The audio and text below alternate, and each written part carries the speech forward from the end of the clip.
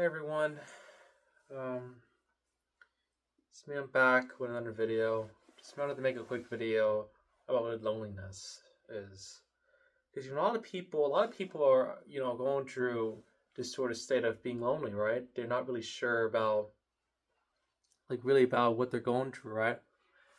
And a lot of people that are going through this sort of loneliness where they're kind of in this isolation season and they don't really know what to do. They're kind of confused or they're conflicted, right? And a lot of times, when we're in this isolation period, we want to start kind of playing the blame game. Why God, you're allowing this to happen? Why is this happening? Why are you allowing me to go through this? And it can be very challenging because a lot of times it become very lonesome. Having people being taken out of your life or having things being taken out of you for no reason, and you start kind of wanting to starting to ask God, questions. What you start to question God. Why is this happening? Or what did I do to cause this? Or why is this person behaving me like this? Why is this person treating me like this? And you start to have all these doubts and these insecurities and these things that you take upon your own self, or completely, or you do the complete opposite, which is you portray them onto someone else. You treat it like this. You put it on someone else like it's their problem. And a lot of times, when we get lonely or when we're in the isolation season, it can cause loneliness because we are kind of sort of putting it or putting it money focusing on ourselves, saying what we're lacking or what we're missing, what do we want out of God, right? Instead of just treating the situation as though it's not it's an opportunity to draw closer to God. And so I think a lot of the times, when we're stuck in this phase, when we're stuck in the changing and shifts, that's when we start to lose focus on what we should actually be focused on. You know, that's when we start to actually lose focus on what really matters. And we start to lose that vulnerability, that connection with God we had in the first place, and we're instead making it about ourselves. And so this is the problem. The problem is just that we're so stuck on ourselves about our own problems, about what we're going through, about what's being taken away from us, that we're not taking the time to actually put into focusing on relationship with God. And this is the thing. There's a second thing to this as well, which is not even that you're being treated in a way or being mistreated by people or being abused or rejected by people or abandoned by people, but instead that you're actually going through some spiritual warfare, right? You're going through depression stage. And this kind of depression kind of happens because of the fact that you're wanting something so bad that you feel like you don't have this thing, and so you don't feel like you're valuable, like your identity, your value comes from that person, or the value comes from this object. And I think that kind of times we can misplace that we kind of feel like we have to, look a certain way, we have to be a certain way, or we have to do what everyone else is doing. And this road with God is not easy. Okay, it's gonna be bumpy. It's gonna be challenges along the way. There's gonna be things that try to take us off the course of God, and there's always gonna be those temptations, those negative thought patterns that try to come back in and say you're not valuable. You're not this and this. You don't have everything that you want. You're not worthy of anything.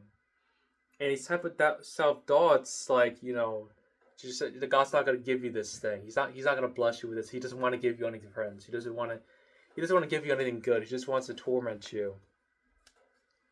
Or he's sort of like these hostility thoughts, saying why don't you just go back to your addiction? Why don't you just go back to porn, or why don't you go back to smoking or vaping?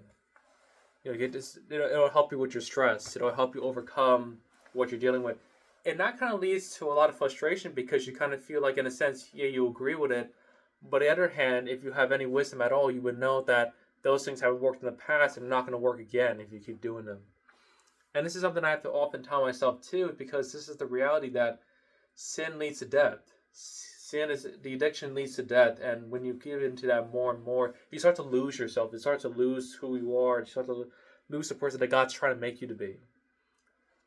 And so stop acting like so ungrateful, because when you start to act ungrateful from a place of abandon, from a place of rejection, that's when the enemy can start to distort your way of thinking to make you want to think the way he's thinking, and start treating other people like they're objects, or they don't have any meaning. Like everyone's just gonna be this. Like everyone's gonna do the same thing to you, or everyone's gonna hurt you. And I get it. It can be very frustrating because a lot of times, especially if you're trying to make friends or you're trying to have friends, a lot of times, people could just be people could just let you down. People can do things that they can make you feel like you don't have any worth. Wanting to call up a friend and then the next second they say they love you, but then you're not answering the phone or not answering your text messages when you text them. And I again is, leads to false promises. People saying that they're going to do something, but they don't do it. People saying that they're going to call you back, or they're going to make plans to be with you or to hang out with you, but they don't do that. And so this is the case where people, are going to let you down. That people are going to, but then not everyone's not going to be like that. So put your faith in God, because He's going to bring you those right people at the right time. He's going to bring you those provisions, those blessings, and those prosperity into your life in however way of abundance He wants to. And God is good. God's plan is good. Okay, we just need to trust that, because when we start trusting in our own plan, when we start trusting in our own understanding of what we maybe want, when we start to analyze things or overthink things through, we start kind of lose focus on what we should be doing. We're too focused on what God's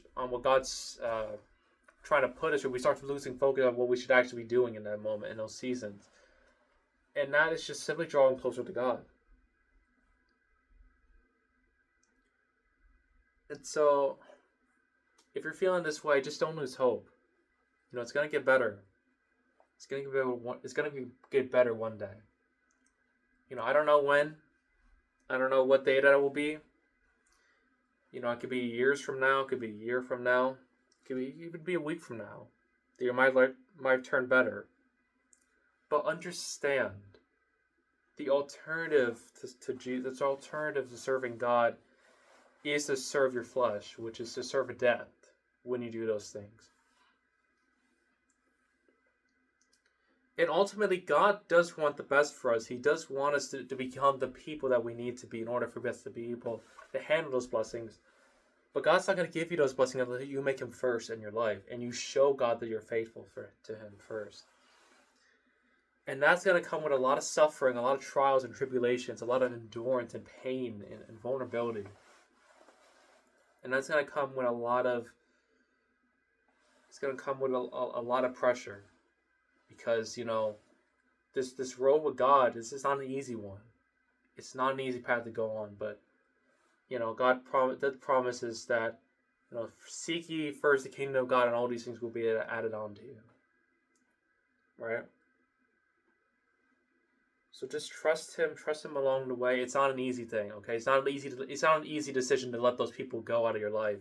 It's not an easy thing to go through the transition phase. It's not an easy thing to have to break up with certain people, or to leave certain people behind that don't want to be saved, or even people that you don't once thought you were friends with, and that you thought you could have a close connection, but now they're not in your life anymore. They're being taken away from you.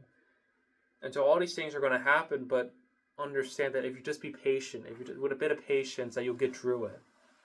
It's not going to last forever. There will be an end to the season. There will be an end to the darkness. There will be an end to the suffering. Okay, so understand, life's going to get hard sometimes. Life is going to be challenging. Life is going to throw curveballs your way.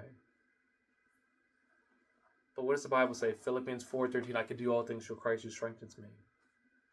Okay, so you just got to read the Word, draw close to have a relationship with God. Okay, hope that guys helped edify you, and I'll see you guys in the next video.